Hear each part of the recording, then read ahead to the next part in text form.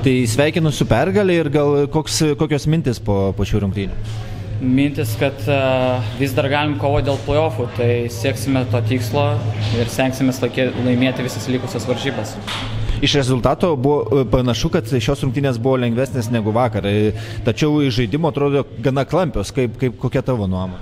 Nepasakyčiau, kad lengvesnis būtų, vis tiek jie jaunesni už mus, jie greičiau atsistato, mes truputį vyresni sunkiau atsistatom, bet kovojom ir rezultatą turim tokį, kad laimėjom. O pats neseniai grįžai tik tais po traumos, kaip jautiesi, kaip sekasi įsivažiuoti? Sekasi, manau, neblogai, bet aišku, galėčiau dar geriau, bet stengiuosi, dirbu sunkiai ir tikiuosi grįžti į seną formą. Prie komandos prisijungė David Sibilevič, kaip jam sekėsi įsilieti šiose varžybose ir treniruotis?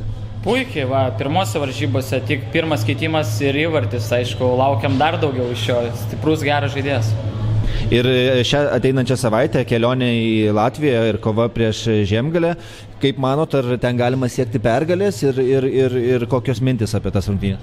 Žinoma, galima. Aš manau, jeigu mes žaisim pagal trenerio planą, visi kovosime, nenusileisime ir manau, visko gali būti. Galim įrodyti, kad mes galim žaisti prieš stipres komandas. Ačiū. Ačiū.